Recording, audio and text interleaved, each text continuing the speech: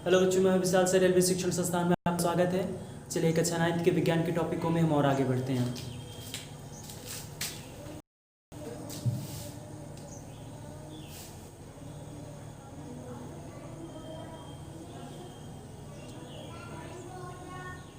तो क्लास 9 के विज्ञान के टॉपिकों में हम पढ़ रहे थे कि तरंग क्या है, तरंग से संबंधित कुछ महत्वपूर्ण परिभाषाओं के विषय में देख रहे थे। चलिए उन्हीं क्रम में हम और आगे बढ़ते हैं। तो तरंग से संबंधित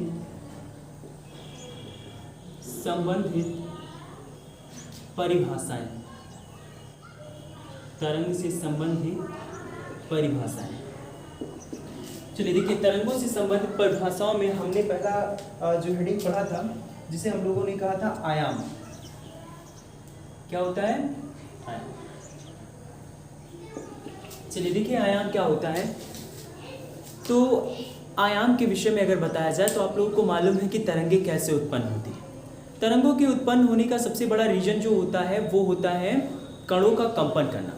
अगर कण कंपित हो पा रहे हैं, कंपित हो रहे हैं, तो इस अवस्था में तरंगें उत्पन्न होती हैं। और तरंगें जहाँ भी उत्पन्न होती हैं वो जब कंपित करती हैं तभी उत्पन्न होंगी। अब कंपन जहाँ से जहाँ तक अधिकतम विस्थापन तय करेगा, कोई भी कण जो तरंगे उत्पन्न कर रही है कंपित होकर के, वो कण अपने अधिकतम विस्थापन तक, जहां तक मतलब वो अधिकतम विस्थापित हो पाती हैं, उसी अधिकतम विस्थापन को ही हम लोग आयाम कहते हैं। बस समझ में? आयाम का मतलब क्या है, समझ में आया? किसी तरंग के कण के द्वारा तय किया गया अधिकतम विस्थापन, वही अधिकतम विस्थापन उस तरंग का क्या कहलाता है? आयाम कहलाता है। बस समझ में? ठीक है। इसके बाद हमने अगला हेडिंग पढ़ा था आवर्तकाल। नंबर 2, आवर्तकाल। चलिए देखिए, आवर्तकाल क्या होते हैं। देखिए, आवर्तकाल के विषय में हमने बताया था कि कोई भी एक कण जो कंपित हो रहा है, जो कि तरंग का जो तरंग उत्पन्न का स्रोत है, अगर कोई कण कंपित हो रहा है तो कंपित करता हुआ कण अपना एक चक्र जितने समय में कंप्लीट करता, अपना एक कंपन जितने समय में कंप्लीट करता है, उसे हम लोग आवर्तकाल कहते हैं। आवर्तकाल को कैपिटल T से रिप्रेजेंट किया जाता है और आयाम को स्मॉल a से रिप्रेजेंट किया जाता है। बस समझ रहे? ठीक। तो आवर्तकाल क्या होता है? कोई कण जो कंपन कर रहा है, एक कंपन को पूरा करने में वो जितना समय लेता, वही समय उस कण का आवर्तकाल कहलाता है। बात समझ में आ रही है? ठीक है। इसके बाद हमारा अगला हेडिंग है आवृत्ति।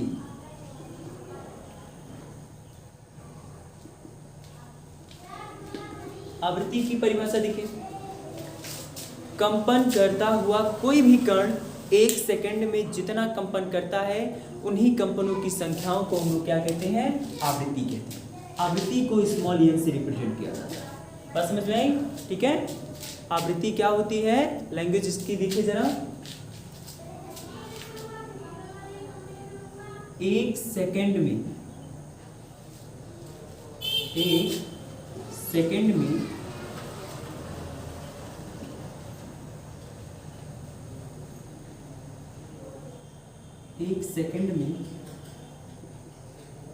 कोई कण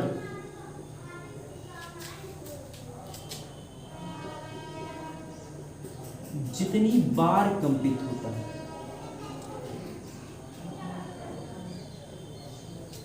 जितनी बार कंपित होता है,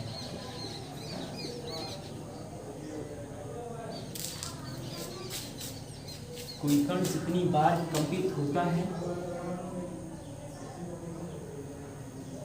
उसी की संख्या को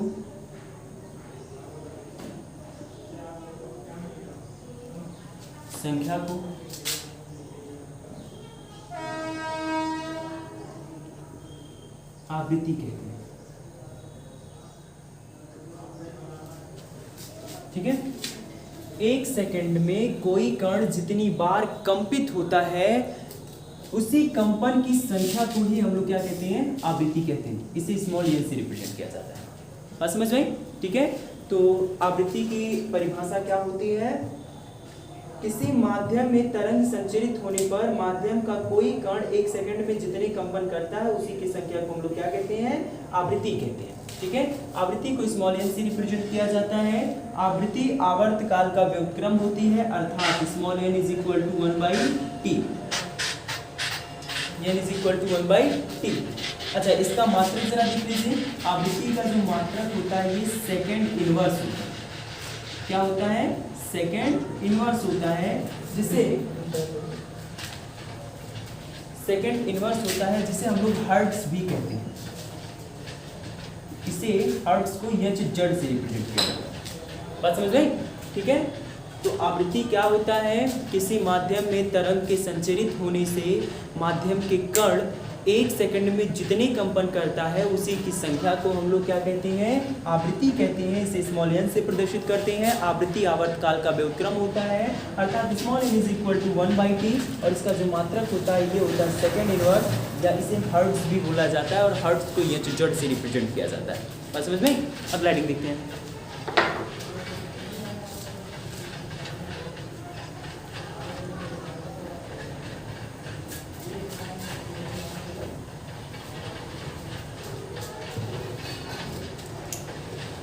कला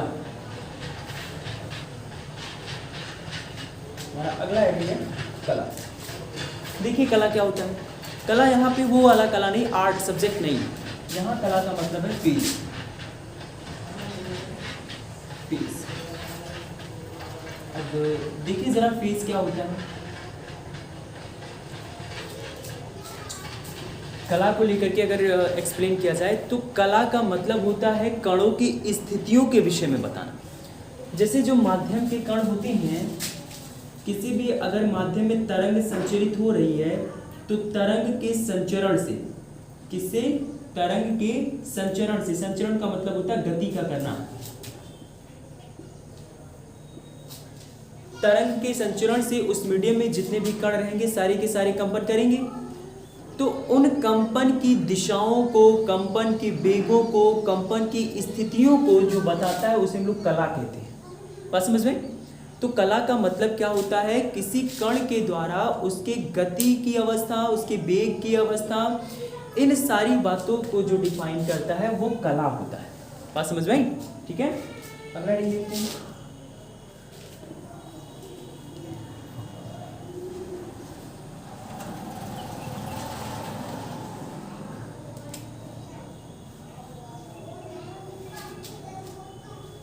अगला डी माना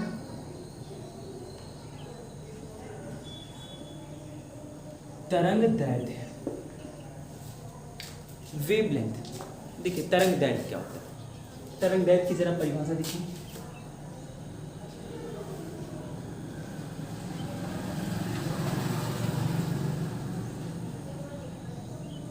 माध्यम के किसी भी कण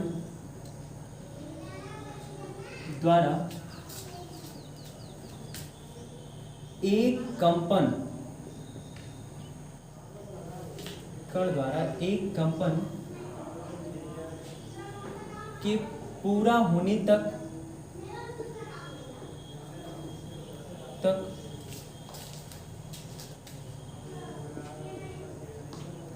तरंग जितनी दूरी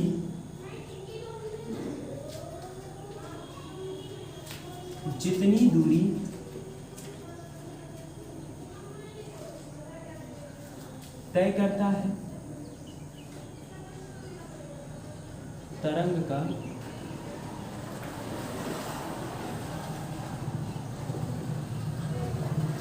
तरंग दैर्ध्य कहलाता है।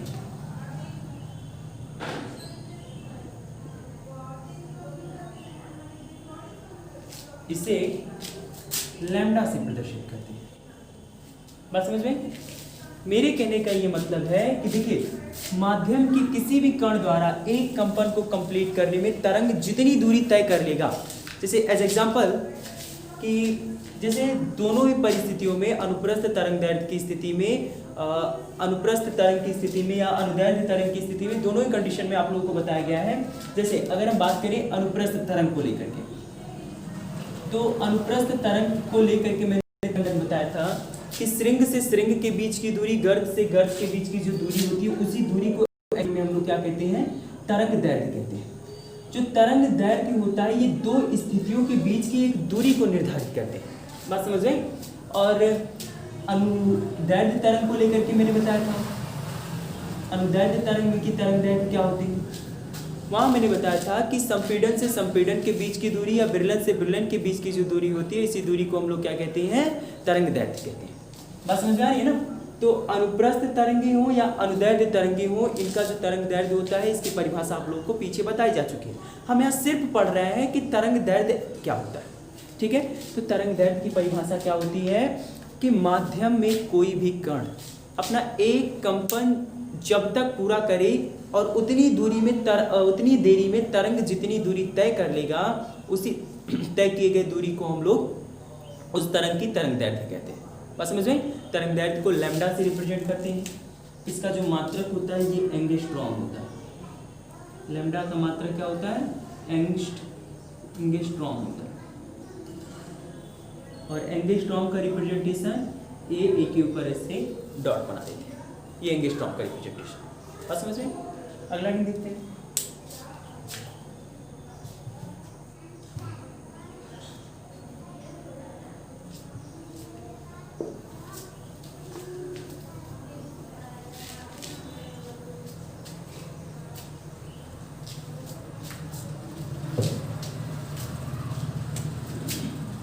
अगला हेडिंग हमारा तरंग वेग, वेलोसिटी।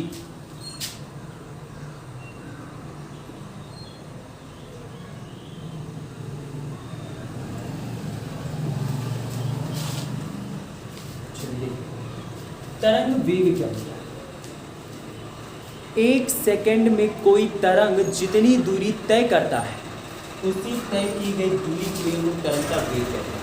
बात समझ रहे हैं, ठीक है। मतलब कोई तरंग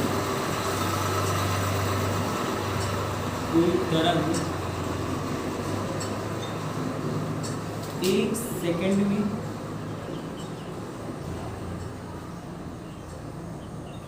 जितनी दूरी तय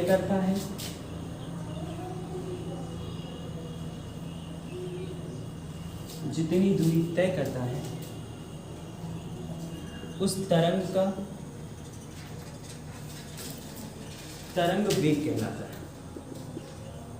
तरंग वेग कहलाता है। बस समझ नहीं। मतलब कि कोई भी तरंग एक सेकंड में जितनी दूरी तय करेगा, एक सेकंड में तय की गई दूरी को ही हम लोग उस तरंग का तरंग वेग कहेंगे। बस समझ में। अगला हेडिंग देखते हैं।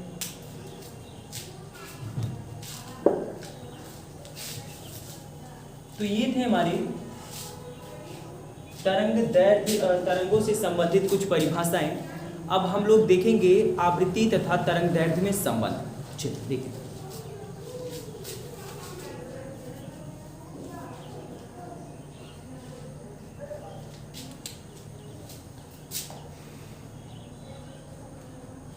आवृत्ति, वेग तथा तरंग दैर्घ्य में संबंध। देखिए, आवृत्ति, वेग और तरंग दैर्घ्य में एक संबंध होता है और वो संबंध होता है v = n × लैम्डा। v हमारा वेग होता है तरंग का और n हमारी आवृत्ति होती है, लैम्डा हमारा तरंग दैर्घ्य। ठीक है। यानी आप कह सकते हैं कि किसी तरंग का जो वेग होता है ये उसकी आवृत्ति के अनुक्रमानुपाती होता है यदि तरंग का तरंग दैर्घ्य नियत हो। ठीक है। तो ये दोनों के बीच रिलेशन होता है v = n × लैम्डा। देखिए, आवृत्ति को न्यू से भी एक सिंबल ऐसे होता है, न्यू, इससे भी रिप्रेजेंट किया जाता है। तो v = न्यू × लैम्डा भी होता है। ठीक है। तो आज के लिए बस इतना ही। शेष अगले वीडियो में पढ़ते हैं। जो चीज़ें आप लोगों को समझ में नहीं आए, आप लोग कमेंट के थ्रू हमसे पूछते रहिएगा, उसे हम अगले वीडियो में बताने समझाने का प्रयास करेंगे। तो आज के लिए बस इतना ही।